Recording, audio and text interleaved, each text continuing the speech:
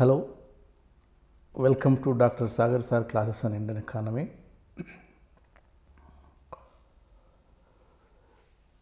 ఈ వీడియోలో మనం బడ్జెట్ బేసిక్స్ చూద్దాం. సో దీంట్లో ఫస్ట్ ఫిస్కల్ పాలసీ అంటే ఏంటిది, ఫిస్కల్ పాలసీ ఎందుకు యూజ్ చేస్తాం, సో ఫిస్కల్ పాలసీకును బడ్జెట్కున్న రిలేషన్షిప్ ఏంటిది, సో ఈ మూడు బేసిక్స్ని చూద్దాం. సో ఫిస్కల్ పాలసీ అనగా ఆర్థిక విధానం. సో దీని మీనింగ్ ఏంటంటే ఫిస్కల్ అంటే it is derived from Greek word called Fisk. Greek word Fisk అనే వర్డ్ నుండి ఫిస్కల్ అనే పదాన్ని డెరైవ్ చేయబడింది. సో దీని మీనింగ్ ఏంటిది అంటే బాస్కెట్ అంటే బుట్ట అంటాం అన్నట్టు. ఫిస్కల్ అంటే మీనింగ్ బాస్కెట్, దీని మీనింగ్ బుట్ట అంటాం. సో వాట్ ఇట్ సింబలైజెస్ అంటే it's a treasury of government or else public purse కూడా అంటాం. ఓకే, ప్రభుత్వ కోశాగారం అంటాం, ట్రెజరీ ఆఫ్ పర్స్ అంటాం దీన్ని, ఫిస్కల్ అనే మీనింగ్. రైట్, నెక్స్ట్ సో దీని డెఫినేషన్ ఏంటిది, యాక్చువల్గా ఫిస్కల్ పాలసీ అంటే ఏంటిది.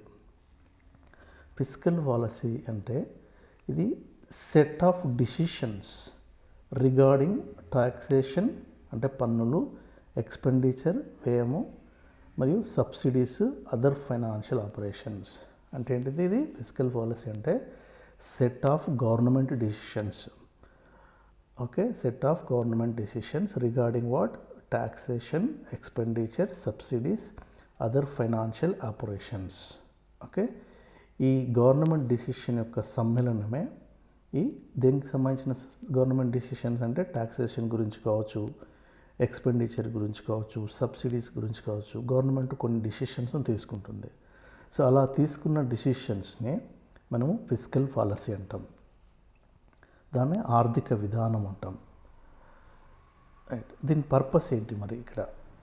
సో గవర్నమెంట్ జనరల్గా ఈ ఫిస్కల్ పాలసీని ఎందుకు యూజ్ చేస్తుంది అంటే టు ఇన్ఫ్లుయెన్స్ సేవింగ్స్ అంటే పొదుపు, investment and consumption in economy.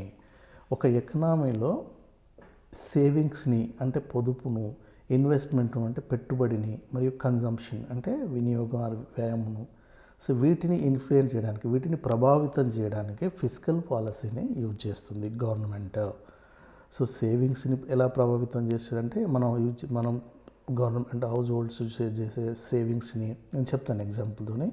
ఇన్వెస్ట్మెంట్ని ఎలా ఇన్ఫ్లుయెన్స్ చేస్తుంది, కన్జంప్షన్ ఎలా ఇన్ఫ్లుయెన్స్ చేస్తుంది అనేది నేను చెప్తాను in a minute. Right, so ఇక్కడ గవర్నమెంట్ అనేది ఫిస్కల్ పాలసీని దేనికి చూస్తుందంటే సేవింగ్స్ను, పొదుపును మరియు పెట్టుబడిని, వినియోగాన్ని ప్రభావితం చేయడానికి ఉపయోగిస్తుంది దేన్ని, ఫిస్కల్ పాలసీని. రైట్, సో ఎందుకు ఇది చేయాలి అంటే to accomplish certain national goals.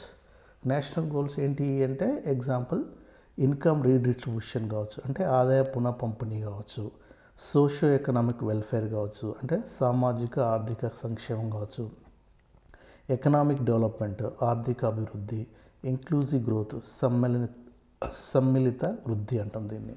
Right, so ఇలాంటి నేషనల్ గోల్స్ని అంటే జాతీయ గోల్స్ని అకంప్లిష్ చేయడం అంటే సాధించడానికి. సో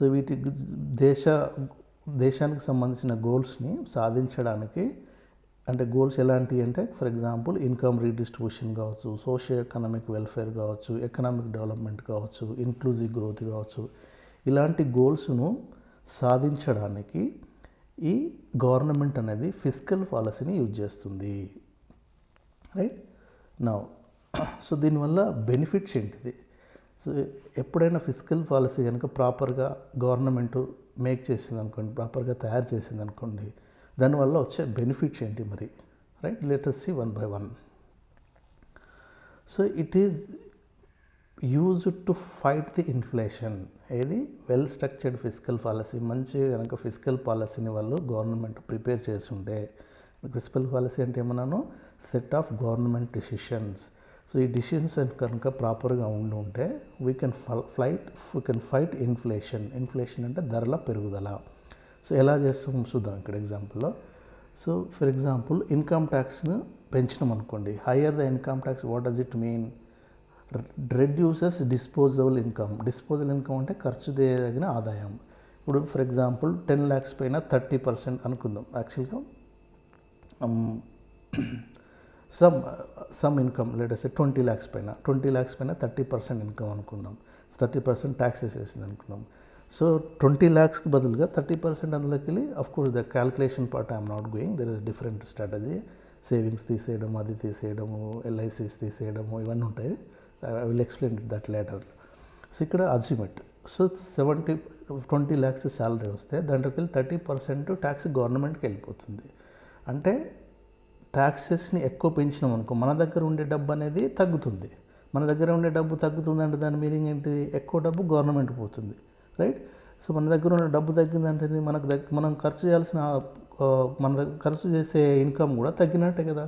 సో మనం ఖర్చు చేయడం తగ్గించినాం అంటే దాని మీనింగ్ ఏంటిది? డిమాండ్ కర్వ్ అవుతుంది. మనం కొనడం ఆపేసినామంటే ఏదైతే ఇన్ఫ్లేషన్ ఉందో దానికి సంబంధించిన ఆ వస్తువులకు సంబంధించిన ధరలు అనేది, డిమాండ్ అనేది తగ్గిపోతుంది, రైట్? మళ్ళీ ఒకసారి చూడండి, ఇన్కమ్ ట్యాక్స్ని పెంచడం వలన మన దగ్గర ఉన్న డిస్పోజల్ ఇన్కమ్ అంటే ఖర్చు చేయదగిన ఆదాయం అనేది తగ్గుతుంది. సో అది తగ్గడం వల్ల డిమాండ్ తగ్గిపోతుంది. ఎందుకు డిమాండ్ తగ్గిపోతుందంటే we stop purchasing because of we don't have much income at in our hand for expenditure, for consumption, right? So దానివల్ల డిమాండ్ అనేది తగ్గిపోతుంది. డిమాండ్ తగ్గిపోయిందంటే ఏంది? వస్తువులకు ఆటోమేటిక్గా ధరలు కంట్రోల్లోకి వస్తాయి. సో ఇన్ఫ్లేషన్ని కంట్రోల్ చేయడానికి ఇన్కమ్ ట్యాక్స్ని ఒక టూల్గా వాడుతున్నది. ఇన్కమ్ ట్యాక్స్ కంట్రోల్ చేయడం ఎక్కడ చేస్తున్నాం? ఫిస్కల్ పాలసీ ద్వారా. ఫిస్కల్ పాలసీలో ఇన్కమ్ ట్యాక్స్ అనేది through income tax we are controlling the inflation in this example, right? So దాంతోపాటుగా we can also fight deflation. Deflation అంటే ఏంటిది? ధరలు తగ్గిపోవడం. ఇదేమో ఇన్ఫ్లేషన్ అంటే ధరలు పెరగడం, డిఫ్లేషన్ అంటే తగ్గిపోవడం. సో దీన్ని ఎలా ఇన్ఫ్లుయెన్స్ చేస్తామంటే you reduce the direct and indirect taxes. So దానివల్ల ఏమవుతుంది? డైరెక్ట్ ట్యాక్సెస్, ఇండైరెక్ట్ ట్యాక్సెస్ మన దగ్గర అంటే మన దగ్గర ఎక్కువ ఇన్కమ్ వస్తుంది. అంటే గవర్నమెంట్ ట్యాక్సెస్ తగ్గించింది అనుకో, గవర్నమెంట్కి వెళ్ళాల్సిన డబ్బులు మనకు వస్తున్నాయి. మన దగ్గర డబ్బులు వస్తున్నాయి అంటే దాని మీనింగ్ ఏంది? We have more money to for expenditure. Expenditure అంటే కొనడానికి మన దగ్గర ఎక్కువ చేతిలో ఉంది, డబ్బు ఎక్కువ ఉంటుంది. ఖర్చు చేయగలిగిన ఆదాయం, డిస్పోజల్ ఇన్కమ్ అనేది మన దగ్గర ఎక్కువ ఉంటుంది. ఎక్కువ ఉండడం వల్ల ఏమవుతుంది? డిమాండ్ పెరిగిపోతుంది. అంటే దీనివల్ల కొనడం పెరుగుతూ ఉంటుంది, అంటే డిమాండ్ పెరుగుతూ ఉంటుంది అంటే. సో దీనివల్ల డిఫ్లేషన్ తగ్గిపోతుంది. సో అంటే ఏంటిది? ప్రాపర్గా మనం ఇన్కమ్ ట్యాక్స్ని కనుక ఒక టూల్గా వాడుకుంటే ఇన్ఫ్లేషన్, డిఫ్లేషన్ని ఫైట్ చేయవచ్చు. గవర్నమెంట్ అనేది ట్యాక్స్ని యూజ్ చేసుకొని ఇన్ఫ్లేషన్, డిఫ్లేషన్ కంట్రోల్ చేయవచ్చు, రైట్? సో నెక్స్ట్ ఇంకేం చేయొచ్చు అంటే we can provide full employment. అంటే పరిపూర్ణ ఉపాధి, కంప్లీట్ ఉపాధిని కల్పించవచ్చు. ఎలా అంటే for example government rural development programmes such as NREGA, NREGA ఇలాంటి ప్రోగ్రామ్స్ని డిజైన్ చేయడం వల్ల ఎంప్లాయ్మెంట్ పెరుగుతుంది. ఎంప్లాయ్మెంట్ పెరగడం వల్ల ఏమవుతుంది? డిస్పోజబుల్ ఇన్కమ్ మళ్ళీ పెరుగుతూ ఉంటుంది. That is cycle is different in your. ఇక్కడ పర్పస్ ఏంటంటే ఎంప్లాయ్మెంట్ను పెంచడానికి government can design some programme, rural development programmes కానీ ఇంకొక ప్రోగ్రామ్ కానీ డెవలప్ చేసుకోవచ్చు, రైట్? సో అదొక ఫిస్కల్ పాలసీ బెనిఫిట్. నెక్స్ట్ ఏం చేయొచ్చు అంటే సో ది ఫిస్కల్ పాలసీ ప్రాపర్గా ఉంటే we can also it is used to boost the economic growth. Economic growth అంటే ఆర్థిక వృద్ధి. ఇది ఎలా జరుగుతుంది? Let us see. So economic వృద్ధి ఎలా జరుగుతుంది? ఇఫ్ గవర్నమెంట్ ఇన్కమ్ ట్యాక్స్ బెనిఫిట్స్ని on household savings in LIC and mutual funds. అంటే offer income tax benefits and household savings in LIC mutual funds. So దీనివల్ల ఏమవుతుంది అంటే దీని మీనింగ్ ఏంటంటే household savings in LIC and mutual funds అంటే మనం house holds అంటే మనం ఫర్ ఎగ్జాంపుల్ ఎల్ఐసిలో 1,50,000 నువ్వు సేవ్ చేసుకుంటే ఆ 1,50,000 పైన నీకు ట్యాక్స్ లేదు, లెటస్ ఏటీసీ అంటారు. ఇన్స్టెడ్ ఆఫ్ 1,50,000 ఈ కొత్త బడ్జెట్లో లెటస్ 2 lakhs వరకు మీరు సేవ్ చేసుకోవచ్చు అని చెప్పి అనౌన్స్ చేసింది అనుకోండి. దాని మీనింగ్ ఏంటి? 2 lakhs పైన మనకు ఇన్కమ్ ట్యాక్స్ పడదు. అది ఎక్కడ పెడుతున్నాము మనం అంటే ఎల్ఐసి ఆర్ మ్యూచువల్ ఫండ్స్లో. అంటే ఓన్లీ ఎల్ఐసి మ్యూచువల్ ఫండ్స్లో పెడితే మీకు ఇన్కమ్ ట్యాక్స్ బెనిఫిట్ ఇస్తామని గవర్నమెంట్ అనౌన్స్ చేసింది అనుకుందాం. సో దానివల్ల ఏం జరుగుతుంది, ఇక్కడ ఈ ఎల్ఐసి కానీ మ్యూచువల్ ఫండ్స్లో మనం ఇన్వెస్ట్ చేసిన మనీ ఎక్కడికి వెళ్తుంది అంటే ఇండస్ట్రీస్కి వెళ్తుంది. ఎలా? క్యాపిటల్ ఇన్వెస్ట్మెంట్ రూపంలో. అంటే ఇండస్ట్రీస్ ఎల్ఐసి నుండి క్యాపిటల్ ఇన్వెస్ట్మెంట్ అంటే మూలధన పెట్టుబడి కింద they will take that money, అంటే అక్కడ నుండి బారో చేస్తారు అన్నట్టు, ఏది ఎల్ఐసి దగ్గర నుండి. సో ఆ ఫండ్ ఇండస్ట్రీలకు వచ్చిందంటే మన సేవింగ్స్ ఎల్ఐసిలో పెట్టుకోవడం వల్ల ఏది house hold savings income tax benefit ద్వారా ఆ వచ్చిన సేవింగ్స్ మనం ఎల్ఐసిలో పెట్టడం ద్వారా ఎల్ఐసి ఇండస్ట్రీస్కి క్యాపిటల్ ఇన్వెస్ట్మెంట్ లోన్స్ ఇస్తుంది. సో దానివల్ల ఏమవుతుంది, సో ఇండస్ట్రీస్ వల్ల ఫ్యాక్టరీస్ ఎక్స్పాండ్ చేసుకోవచ్చు, జాబ్స్ పెరుగుతాయి, జీడిపి గ్రోత్ వస్తుంది. Now you understood the link. ఎక్కడి నుండి government income tax benefits and household savings ఇవ్వడం వలన ఆ సేవింగ్స్ని మనం తీసుకెళ్ళి లెటర్సే ఎల్ఐసి కానీ మ్యూచువల్ ఫండ్లో కానీ డిపాజిట్ చేశాము. సో అలా డిపాజిట్ చేసిన మనీని ఎల్ఐసి ఏం చేసింది, it is giving loans to the industries as a capital investment, అంటే మూలధన పెట్టుబడి రూపంలో ఇండస్ట్రీస్కి అది లోన్ ఇస్తుంది.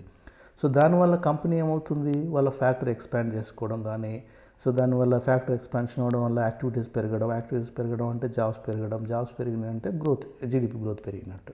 సో ఇండైరెక్ట్లీ ఈ ఇన్కమ్ ట్యాక్స్ని బేస్ చేసుకొని గవర్నమెంట్ ఎకనామిక్ గ్రోత్కు దోహదపడుతుంది. సో ఈ ఫిస్కల్ పాలసీ అనేది ఫిస్కల్ పాలసీ ద్వారా గవర్నమెంట్ ఎకనామిక్ గ్రోత్కు కూడా బెనిఫిట్ వస్తుంది అన్నట్టు ఇక్కడ, right. So what are the other benefits now? We can also boost, it is also used, fiscal policy benefit ఏంటంటే it is also used to boost regionally balanced growth. Regionally balanced growth అంటే ఏంటిది? Let us say, so if government gives tax benefits to industrialists for setting up factories in the northeast కానీ left wing extremism స్టేట్స్లలో కానీ ఏరియాస్లలో కానీ other backward ఏరియాస్లలో కానీ, so దాంట్లో వాళ్ళకు tax benefits ఇస్తారంటే industry అంటే ఏంటిది, ఇక్కడ ఇండస్ట్రియలైజెస్ కనుక ఇలాంటి ఏరియాలలో నార్త్ ఈస్ట్లో జనరల్గా ఇండస్ట్రియల్ వెళ్ళలేరు, ఎందుకంటే it is a very remote ఏరియాలో ఇన్వెస్ట్మెంట్ పెట్టినా పెద్దగా వాళ్ళకి బెనిఫిట్ రాదు కాబట్టి they are not showing interest. So దీనికి బదులుగా గవర్నమెంట్ ఏం చేస్తుంది, కొన్ని ట్యాక్స్ బెనిఫిట్స్ ఇస్తుంది అన్నట్టు. మీకు ఆల్మోస్ట్ 10 years వరకు ఎలాంటి ట్యాక్స్ పేన్ అక్కర్లేదు, లెట్ us assume. సో దానివల్ల ఏం చేస్తారు, industrialisers they are going to the north east regions and they are setting up some factories there. So అక్కడ ఏమవుతుంది, ఆ రీజన్ అనేది డెవలప్ అయింది అక్కడ. So instead of always focused development, అంటే ఒకరిటే రీజన్లో డెవలప్మెంట్ అవ్వడం కల్లా సెంట్రలైజ్డ్ డెవలప్మెంట్ కంటే it is a decentralised development, అంటే రీజనల్లీ బ్యాలెన్స్డ్ గ్రోత్ జరగడానికి ఎకనామిక్ ఫిస్కల్ పాలసీ అనేది ఒక టూల్ అవుతుంది ఇక్కడ, right. Next what else, we can also Boost inclusive growth అంటే ఏంటిది, let us assume. So keep higher taxes and rich పైన ఎక్కువ ట్యాక్స్లు పెట్టి రిచ్ పీపుల్ పైన ఎక్కువ ట్యాక్స్ పెట్టినాం అనుకో, అలా వచ్చిన మనీని మనం దేనికి యూజ్ చేస్తాం, హెల్త్కి కానీ ఎడ్యుకేషన్ కానీ పవర్టీ రిమూవల్ ప్రోగ్రామ్స్ కానీ ఉమెన్ డెవలప్మెంట్ కోసం కానీ, సో ఇలా యూజ్ చేస్తాం, రైట్. సో దీనివల్ల ఏంటిది, ఇంక్లూజివ్ గ్రోత్ జరుగుతుంది, అంటే you are bringing rich people money through taxes to the poor and to the needy. So దీనివల్ల అందరి గ్రోత్ జరుగుతూ ఉంటుంది. సో అగైన్ ట్యాక్సెస్ అనేది ఒక టూల్ ఇక్కడ. సో ఈ టూల్ని యూజ్ చేసేసుకొని ఇక్కడ we are controlling the inclusive growth also. Next what else is possible, exchange rate stability, అంటే మారకపు రేటు స్థిరత్వం అంటాం. సో ఎక్స్చేంజ్ రేట్ అంటే ఏంటిది, లెటస్ ఇది ఎలా జరుగుతుంది అంటే government gives tax benefits to the exporters. Okay, tax benefits the exporters అంటే ఎవరు, ఎగుమతి చేసేవాళ్ళు. సో వాళ్ళ ట్యాక్స్ బెనిఫిట్స్ అంటే మీరు ఎంత ఎక్కువ ఎగుమతి చేస్తే అంత మేము ట్యాక్స్ ఓన్లీ 1% 2% తీసుకుంటాము, ఎక్కువ తీసుకోమని అన్నదనుకోండి. అప్పుడు ఏమవుతుంది, ఇన్స్టెడ్ ఆఫ్ లెటర్స్ 20% 30% 10% చేసేవాళ్ళు 1% 2% అన్నాం అనుకో, చాలామంది ఎక్స్పోర్ట్ చేస్తూ ఉంటారు, చాలామంది వేరే కంట్రీలకు ఎగుమతి చేస్తూ ఉంటారు. అంటే దీనివల్ల ఎక్స్పోర్ట్స్ అనేటిది పెరుగుతూ ఉంటాయి, ఎగుమతులు అనేటిది పెరుగుతాయి. సో ఎగుమతులు పెరగడంతో పాటు దాంతో ఎగుమతులు పెంచడానికి అలా ట్యాక్స్ బెనిఫిట్స్ ఇస్తుంది. సో అండ్ ద కాంట్రరీ అంత రివర్స్లో impose higher taxes on the imported items.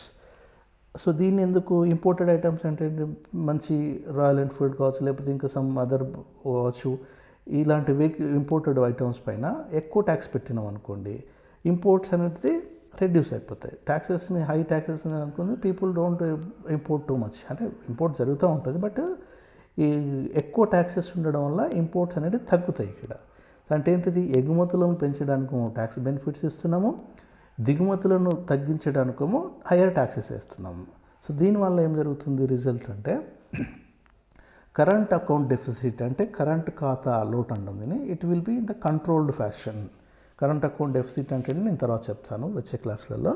So current account deficit అంటే ఏంటంటే, అంటే జనరల్గా ఇది ఎగుమతులు ఎక్కువ ఉంటే దిగుమతులు ఎక్కువ ఉండి ఎగుమతులు తక్కువ ఉంటే కరెంట్ అకౌంట్ డెఫిసిట్ అంటాం. దానివల్ల ఏంటుంది, మన రూపాయి విలువ అనేది తగ్గిపోవడము, ఇలాంటివి అన్ని ప్రాబ్లమ్స్ వస్తాయి. That will see when we deal with exchange rates, right.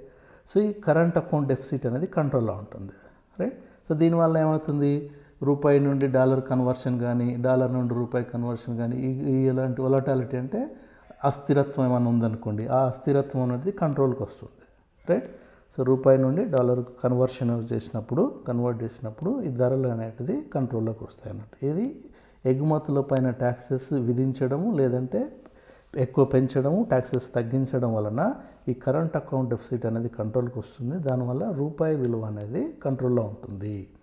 డాలర్తో పోల్చినప్పుడు రూపాయి విలువను కంట్రోల్లో ఉంచుతుంది అన్నట్టు. So this is the other benefit when we have a proper fiscal policy, right. Now what is the link to budget? Fiscal పాలసీకి బడ్జెట్కి link ఏంటిది అంటే, so simple definition. So budget అంటే డెఫినేషన్ ఏంటిది? డెఫినేషన్ యాక్చువల్గా there is no definition as such. So it is only used annual financial statement. Annual financial statement అనేది term use చేస్తారు. Budget అనే టర్మినాలజీ కాన్స్టిట్యూషన్లో లేదు, but what is the terminology it is there? It is only annual financial statement, right. So of what? Of estimated revenues అంటే ఆదాయాలు మరియు expenditures ఖర్చులు for the upcoming fiscal year. So వచ్చే financial ఇయర్కి ఇది ఏంటిదంటే, it is estimated revenues and expenditures. Estimated అంటే ఏంటిదంటే, మనం ఎస్టిమేట్ చేస్తాం వాటిని, సో గెస్ చేయడం కైండ్ ఆఫ్, రైట్. అంటే it's not a guess, it is estimated is the proper word.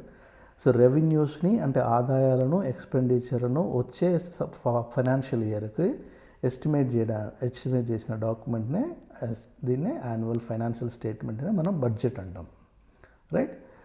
So fiscal policy link ఏంటిది? బడ్జెట్ అనేది అంటే యాన్యువల్ ఫైనాన్షియల్ స్టేట్మెంట్ అనేది government's key tool for implementing the fiscal policy. You understand now, right. Budget అనే ఒక టూల్ని use చేసుకొని government fiscal పాలసీని implement చేస్తుంది. ఫిస్కల్ పాలసీ అంటే ఏమన్నాను? It's a government set of decisions, okay. It's a government set of decisions. So ఆ డిసిషన్స్ అన్నిటినీ ఇంప్లిమెంట్ చేయాలంటే బడ్జెట్ అనేదాన్ని ఒక టూల్గా వాడుతుంది, right. Yeah, so this is the relationship between budget and fiscal policy, because sometimes you will be confused what is the difference between fiscal policy and budget. So there is a link. So what is the link? Budget ద్వారా government fiscal పాలసీని implement చేస్తుంది అంతే, right. So budget అంటే ఏంటిది? It is a annual financial statement of estimated revenues and expenditure for the upcoming fiscal year. So this is the definition, right. Thank you. So I am requesting again, please like and share my videos and also subscribe to my YouTube channel. So this is to give more videos on Indian economy, and I am requesting please spread the news for all your friends so that it will be even benefit to them. So if it at least helps a few of the students, I'll be more happy. Thank you.